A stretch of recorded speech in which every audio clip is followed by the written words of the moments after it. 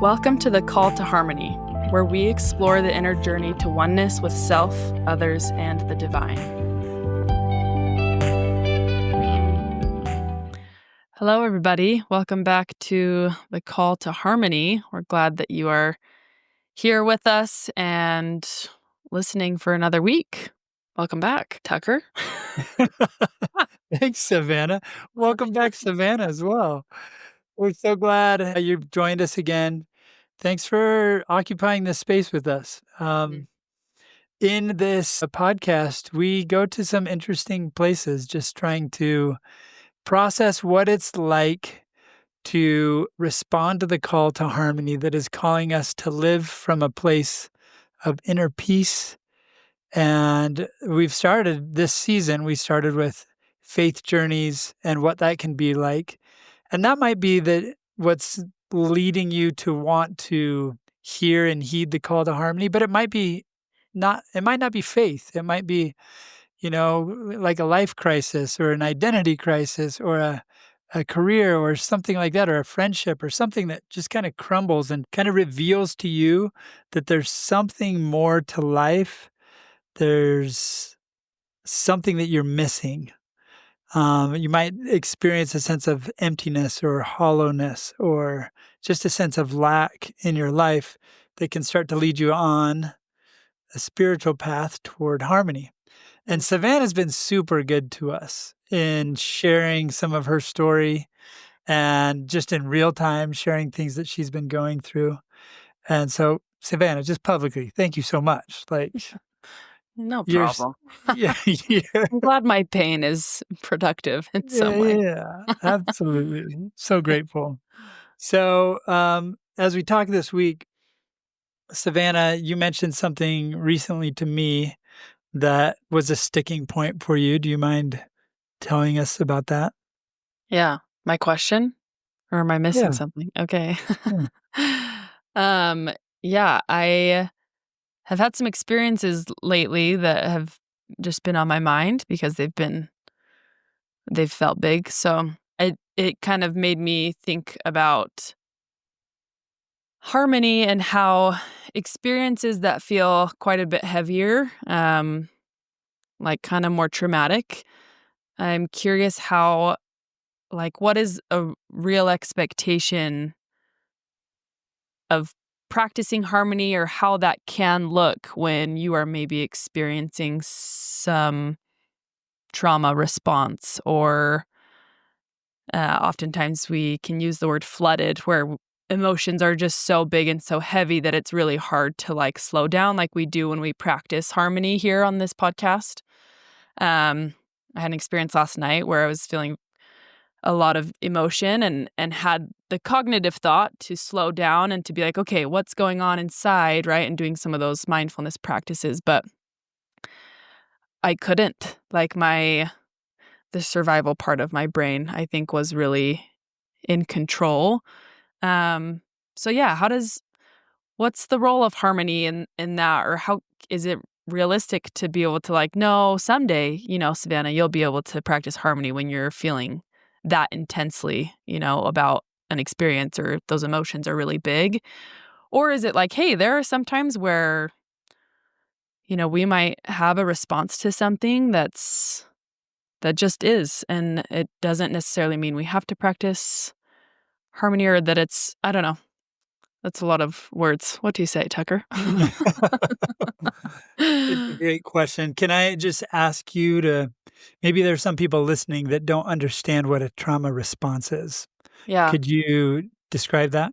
Yes. I can describe it with my own words, but I would like to read what it says online. Trauma response is a natural, often involuntary reaction to a threatening or harmful event. It's how the body and the mind attempt to protect themselves from perceived danger. These responses can be influenced by various factors, and there's different responses, right? I'm sure most people have heard of our fight or flight or freeze, right? If there's some chaos going on, like a fire all of a sudden happens, do you freeze? Do you run and go and grab the, fire extinguisher? Or, different ways to respond. It doesn't always have to be something like that. There could be something that triggers you back to an old traumatic event that can cause your body to react in a way that feels a little bit out of control. So that's kind of in a little bit of a nutshell what a trauma response could look like or might feel like is you're no longer in control. Your body's doing things to protect you from a perceived danger, right? It might not be an actual physical thing right in front of you that's going to, risk your life, but something in your mind or your memory is warning you that something's not right. So, Yeah. Let me maybe share an experience that I had that came to mind as you said that. In fact, my body reacted a little bit as the mm, experience came up in my mind. I was in, I'll say, a high level meeting for work, and we were talking about a very sensitive topic. And I raised my hand and shared something. And um, after I had shared it, like, I felt like it was gonna take a bunch of courage to say it out loud, and I said it out loud, and once I had finished, like, I felt like I was having a heart attack. mm, My heart started pumping super fast. I started breathing really fast. I was like, "What is happening to me right now?" yeah. I had no experience with that happening before. I wasn't in a dangerous physical situation, and my comment that I had made was really well received by people. I didn't see any indications that there was any pushback, but in Mhm. my mind, there was pushback like crazy going on in my mind, and my Yeah. body was reacting as if I had just said something that was gonna cause people to attack me in some Mhm. way, right? And my Yeah. mind was convinced that I was in danger. And I, after that meeting was over, like, I was in that state for the rest of that meeting, and after that meeting was over, I, like, stood up, and I was, like, trying to gain my breath, and I went and talked to, the secretary there at the time, and I was like, "I don't even know what just happened. I just had this experience in a meeting." And the really disconcerting part of it was, like, yeah, it felt like I had 0 control in the situation. There Mm. was something else pulling the puppet strings, Yeah. and so let me ask you this, Savannah, as I look back on that moment as an outside observer looking at me and hearing that experience, how what is a harmonious way that I can hold that experience so that I can incorporate that experience into my life, into my path, into everything, rather than have trauma around the experience of having trauma, if that makes sense. Like, how do I hold that and see it as and integrate it as part of my valuable human experience rather than take it as something that I was doing wrong? Yeah. It's a great question. I don't know, but the only thought that's coming really is doing similar things around what we do in other situations, right? Like obviously now that you're no longer in that moment, which is maybe something we can talk about in this episode too, kind of like my question of like, okay, in those moments, like is practicing harmony even possible, right? But looking back now, I'm like, okay, now what can I do with that experience? I'm no longer in that state of, yeah, my heart's racing, like this crazy physical response that feels very overwhelming. I like wonder how you can look back at that time of you and like do almost a net practice, right? Like with that version of you in that situation that was feeling those intense things. Can you find bits and pieces of why there was a reaction like that or have some compassion around that response? I don't know if that's the right way. I don't know if Yeah. that's how you'd incorporate it, but that's kind of the only thing my mind can think of. Because it could be easy to just be like, I have trauma now around that trauma, right? Like I'm so Yep. scared. Like I could agree. I'm so scared of what happened a few weeks ago for me ever happening again. I'm like, that cannot, that can Right. never happen again.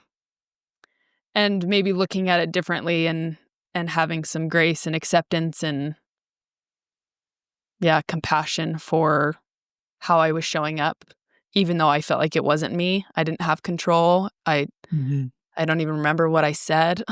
Like, I don't know if there's a way to have, yeah, some compassion for that version of you at that time in that place. Yeah, absolutely. First of all, what would you say to somebody if they've got trauma in their life like this? Would you say, "Hey, just practice mindfulness"?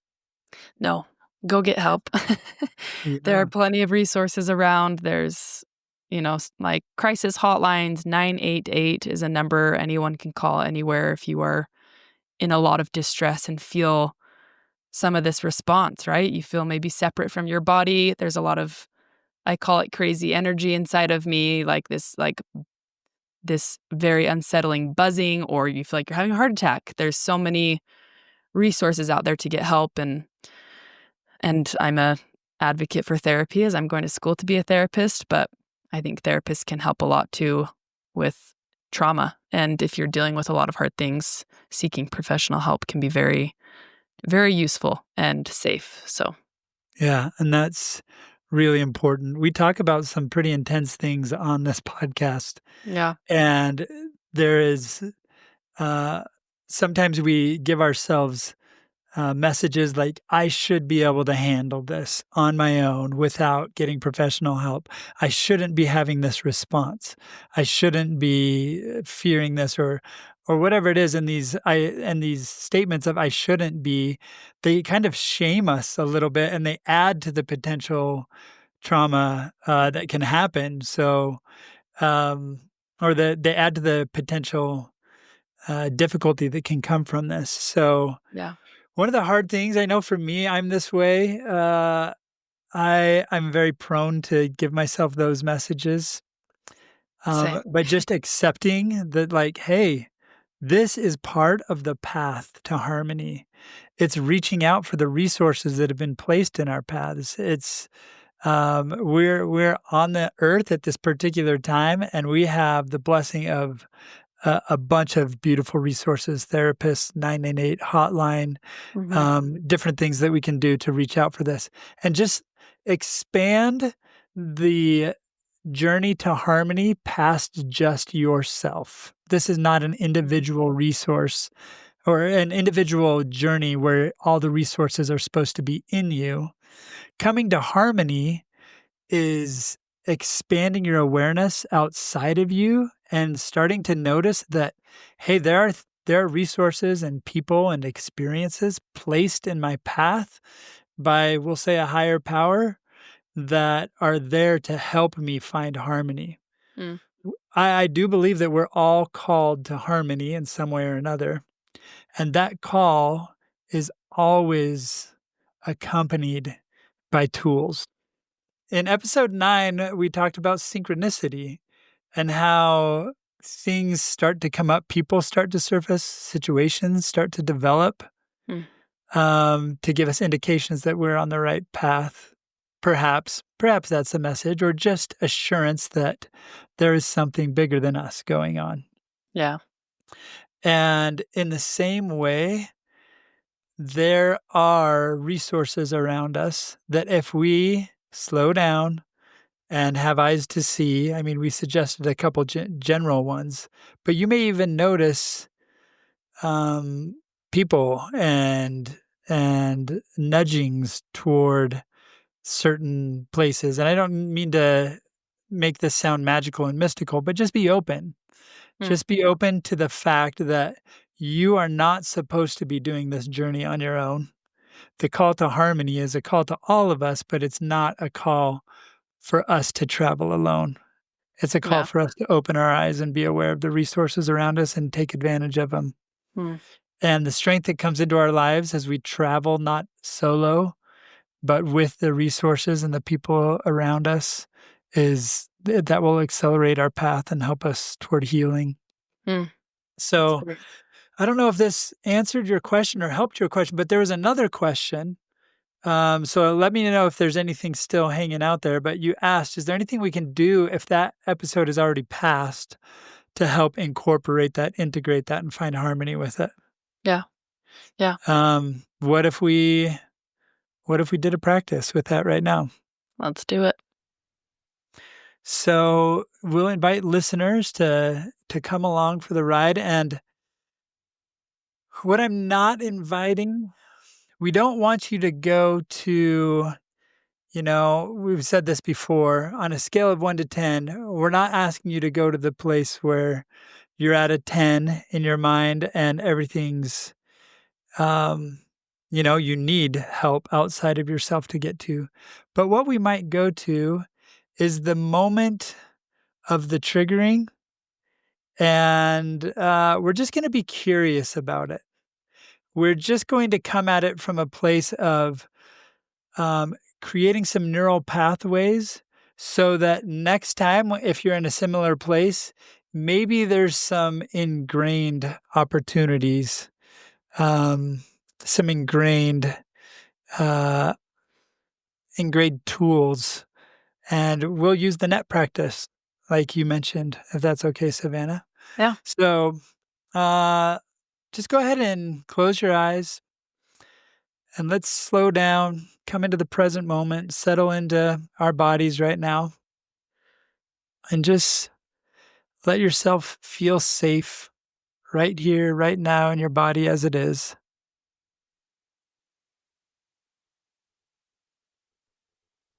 Sometimes it's good to have a deep sigh and even vocalize when you let the breath out.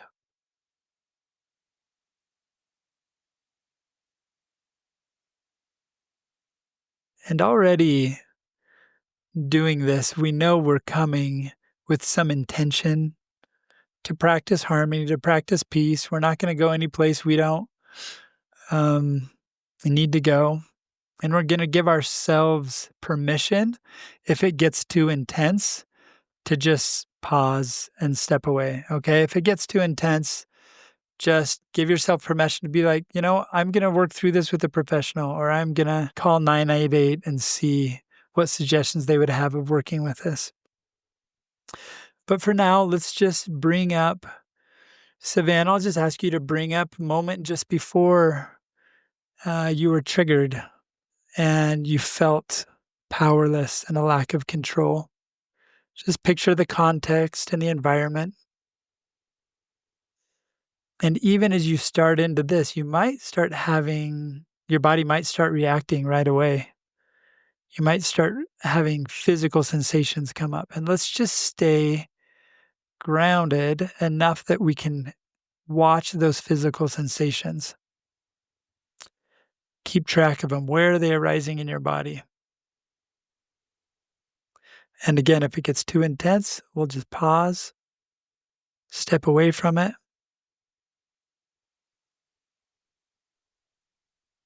But track it. Allow the sensations to come, and you can just assure yourself that I'm okay. We're right here. We're in a practice. Tucker's talking me through this. It's okay to have these sensations coming up. This is my body trying to help me. And Savannah, let me just check in with you. How are you doing? Good. I feel like my body definitely reacted right away when I started thinking about it, but I'm hanging on to your voice, so keep talking. Yeah, good. Can you tell me anything about where it's happening in your body? Yeah, I think I feel my palms just got a bit sweaty and just kind of some like tingling sensations throughout different parts of my body. Yeah. Good. How's your breathing right now? I'm trying to focus on it. Good. So I feel like Let's it's see if we can somewhat slow it natural. down a little bit. And let's Yeah. even use that sensation in your palms as an anchor. Focus on your palms right now and take a deep breath, the deepest breath you've taken all day, nice and slow. And picture breathing straight into your palms. And on the out breath, just relax. Let any tension flow out of your palms. And let's do it a couple of more times. Breathe into your palms. Keep your attention anchored there in your hands. Breathe out. And just be really curious with the sensation. Is it shifting? Is it moving? Is it changing? Maybe even zoom into the sensation with your awareness. What does it feel like? Let me check back in with you, Savannah. What does it feel like in your hands? Anything changing or shifting? I feel like I'm feeling less of the tingling and more just my fingers are touching, like I have my fingers. Yeah, your fingertips together. Each of my fingertips are touching, and I feel like I'm just super, almost hyper aware that they're touching. So maybe the tingling's still there, but my focus has actually maybe kind of shifted, or I'm feeling more just Yeah, of that pressure in my fingertips. good. So your awareness has moved from the nervousness, the fear that was coming up to just that physical sensation. Yeah. That's really good. That means you're out of the fight or flight spot in your brain that wants to take over. Hmm. Okay, let's take another breath, and I want you to notice again, does anything change with the sensations? In fact, zoom into that sensation that you have right now of your fingertips touching. And breathe right into those fingertips, staying focused and anchored there. And breathe out and relax and release. Now, it might sound strange that we're focusing on the feeling in your fingertips, but have you noticed anything as you become aware of that? I can Anything feel a changing? I can feel a pulse now. At least that's what Hmm. I'm thinking I'm feeling. So Yeah, almost just more aware yeah, of the fingertips and maybe just the blood, my heart pumping and feeling it there in my fingertips. good.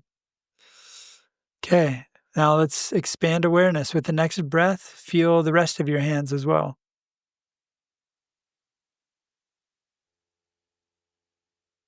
And with the next breath, feel your forearms and then your upper arms. And then breathe into your neck. Breathe into your face, your head, your scalp. On the out breath, just let it get heavy and calm. Breathe into your chest. Just feel those lungs take in the fresh air and relax on the out breath. Breathe into your abdomen. Just full, complete relaxation on the out breath. Breathe into your thighs, your calves, your feet.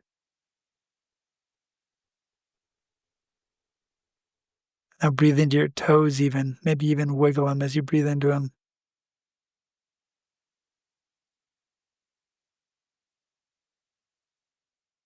Okay, now breathe into your whole body. See if you can just come to a general awareness of your body as one whole unified field.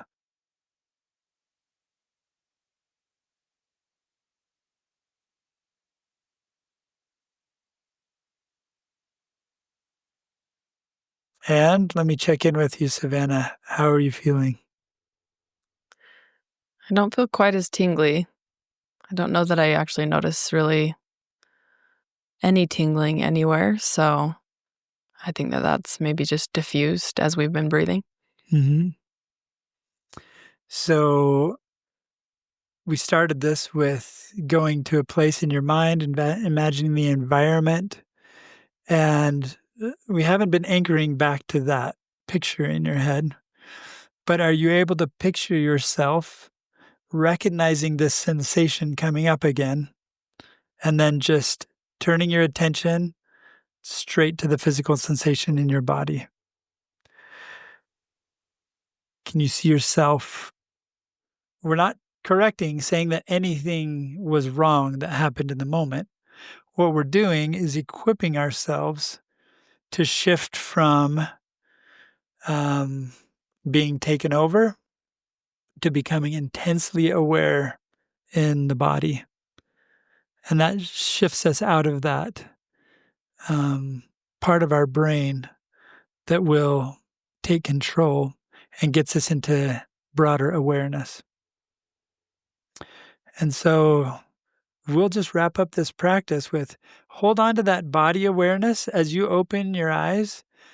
Just keep some awareness in your body. Pick a place in your body if you want to, or you can do your whole body as one field. But just stay aware of the physical sensation and see if you can even hold that awareness as we continue our conversation. And those listening, see if you can do the same. As you're listening, hold some awareness in the body. And that is one thing that helps us if we were to do an illustration. Maybe we've talked about this on this podcast, but if you were to take your hand and fold your thumb underneath your four fingers and then close your four fingers over your thumb, that thumb could represent we might call it the downstairs brain to simplify it, and the other finger's the upstairs brain. And what happens when we have a trauma response is the downstairs brain takes over and flips the top. So it's like your fingers extend straight up, like you're making the number 4 with your hand. And that downstairs brain is in complete control, and that upstairs brain has doesn't have brakes. It can't put brakes on the situation. It can't be involved in what you say, what you do, how you respond, because the survival response, it's this beautiful thing that's built into us as humans. This survival response will do what it needs to do to survive the moment. And then later on, you might even not remember what happened exactly. And people might say, you did this, you said this, and you might be like, what? Because that upper brain, the upstairs brain has been flipped, right? And it's not involved in the processing like it normally would be. So this is an important skill to practice, not just for trauma responses, but for being able to stay present and anchored in the moment and be able to have the resources that our prefrontal cortex and that upstairs part of our brain brings to us. So, Savannah, tell me your thoughts, your response to this. What feels helpful? What feels unhelpful? What feels like important to you? Yeah, I think that obviously as we're talking a lot about trauma, there's different types of trauma, right? I'm sure some people have heard of, this is kind of like a popular word, I think now. Yeah. But big T trauma or little t trauma, right? Some people, not that there's a need to compare traumas. Trauma is trauma, but some traumas might evoke more of an emotional response than others. And that's kind of, seeking professional help can be very important and very useful for anyone who just feels like they need extra support, right? And again, like you said, Tucker, we're not meant to do any of this alone.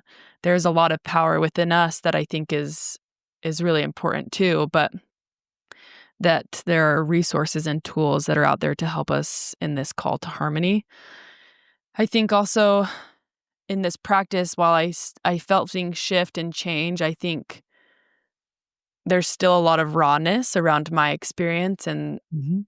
the fact that it was relatively recent, and tied to a really big trauma that I've experienced earlier on in my life. So I don't know. I think right now I'm just like giving myself grace, trying not to should myself, right? And be like, I should be able to do this net practice better, or I should be able to feel more of a shift or not, it shouldn't be so hard to be present in my physical body. But realizing that things can remain raw for a little bit of time, and that's okay too. And sometimes these practices are wonderful and they really help give us a lot of insight. Sometimes we do them and nothing happens. Yeah, and And it's a that's practice, right? yeah. It's just a practice. Yeah. Yeah. And I think it's in that effort of doing it and trying to turn to these resources and tools and practices that we talk about on here and the other tools that you have with therapy or, social support or family support, um, that practicing, doesn't look the same every single time, but it's in the act of doing it, I guess, that things, like you said, pathways can start to be created. But it's a process. It's not a end all be all, do it once and you're good, right? I still feel intense emotions. And if I were to sit here long enough, I could, they could probably, I think they could get to the point of taking over. So Yeah. just be mindful of what's going on inside of you and give some grace for the practice. Yep. Yeah, there's a lot of wisdom there, Savannah, what you said. And I think one of the misconceptions that often pops up into my head about harmony is that to be in harmony is to live life perfectly, rather than harmony is to accept what's coming up in life fully. Mm. So I've been a really dogmatic, religious-minded person for most of my life, right? And so I'm very prone to be like, Tucker, you did that wrong. Mm. You should have done it like this. And going back and doing that practice isn't because we did something wrong, isn't because we've got to fix the past. In fact, harmony comes online when we can open up to everything being exactly as it is, no different, including the past. Mm. And then we're able to come into a state of harmony. In fact, I'll tell a quick story here that I wasn't planning on telling. I went to lunch with just a really good friend recently.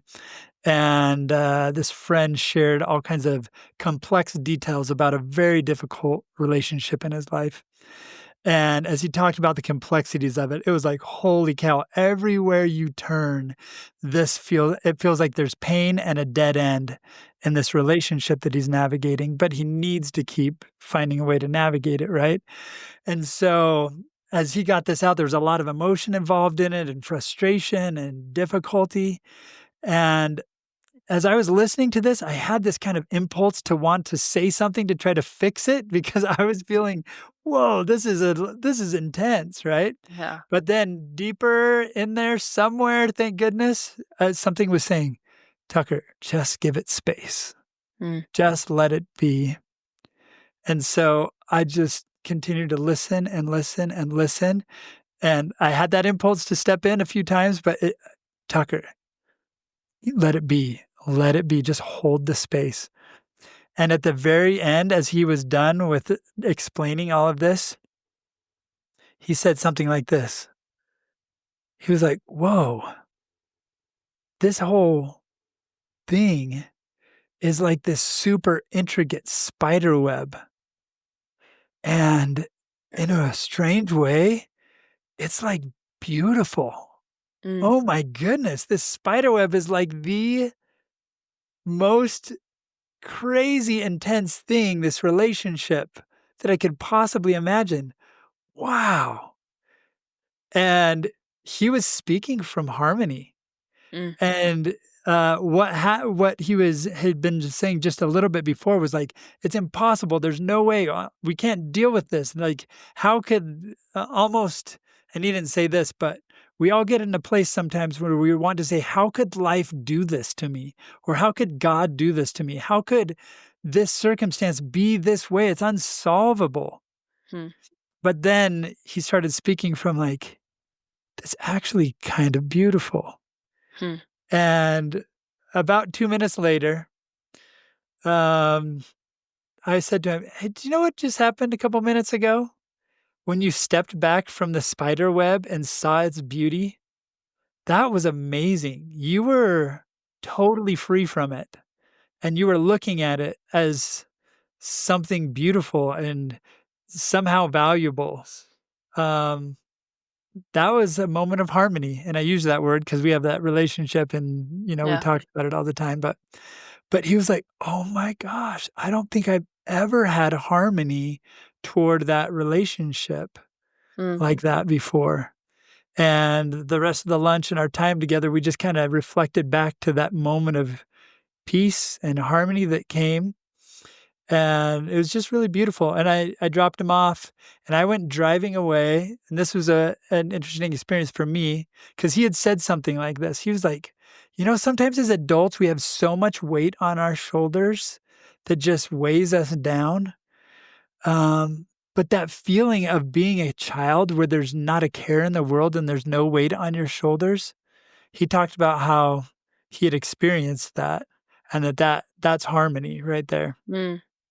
And as I was thinking about that, driving away on my own in the car, I was like, man, I feel that weight on my shoulders right now of being an adult and all the expectations, parenting, work, you know, charitable things I'm trying to do or whatever it is, and all these demands. And I thought to myself, I wonder if I could just step back from that like it was a spider's web.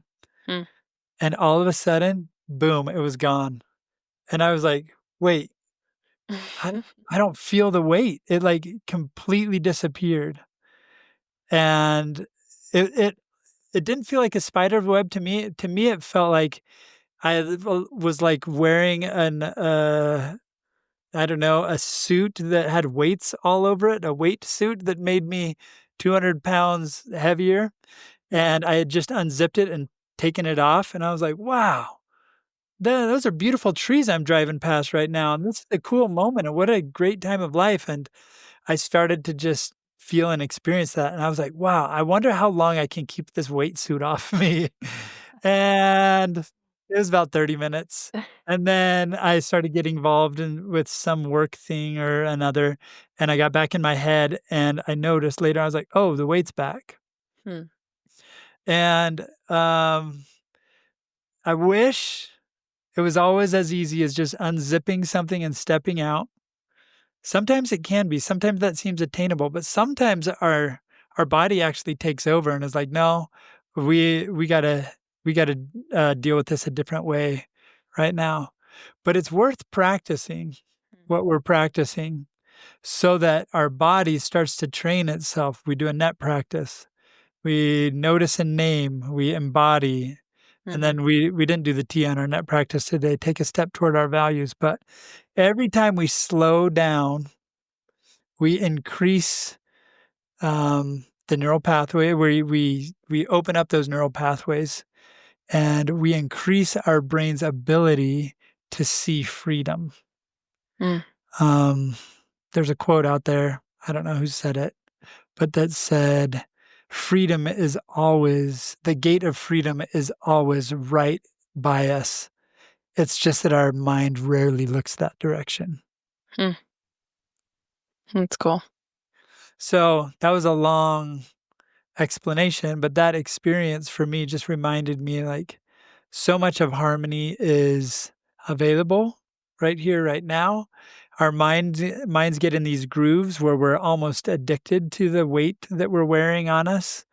We think that gives us purpose and it gives us identity. It gives us a direction in our life, something to struggle against. But that's not who we are. We aren't those roles. Mm. We're something far more sacred and divine than just a person that's carrying all these problems around. Yeah. Any thoughts or response to that, Savannah? I just think that practice, ask for help, and lean into the process, I guess. I think that all of our experiences are so different, but I think everyone can relate to some of these things we've talked about today, whether it be trauma or the weight suit or whatever it might be, but having, and not that we have to exist in that harmonious state forever or Mhm. that that's the goal necessarily. I mean, I think we'd all love that, but I think that the moments of harmony that we get to taste hopefully encourage us to keep practicing and just help us continue to experience life and all the things that it has to offer. The sticky, tangled spider web that is annoying and freaky, but also beautiful if you can take a step back. Yeah, if you can pry yourself out of that thing, Yeah. right? Yeah, Yeah. so good. Well, thanks for being with us, everybody. We hope that this episode was helpful and that as we're describing and practicing harmony, that you're accepting yourself and your journey exactly where you are. That is the door that we miss so much. Instead of trying to change ourselves, change our circumstances, change everything to be different, what if we took this moment? In fact, let's do a last practice just for a moment. What if we all paused for the next few moments of quiet and acted as if everything is already in harmony?